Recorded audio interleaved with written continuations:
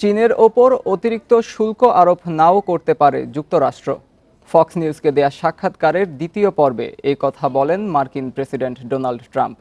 এ সময় বেইজিংয়ের ওপর ওয়াশিংটনের অসাধারণ প্রভাব রয়েছে বলে মন্তব্য করেন রিপাবলিকান এই নেতা। নুডলস খান নাই তো নুডলসই খান নাই।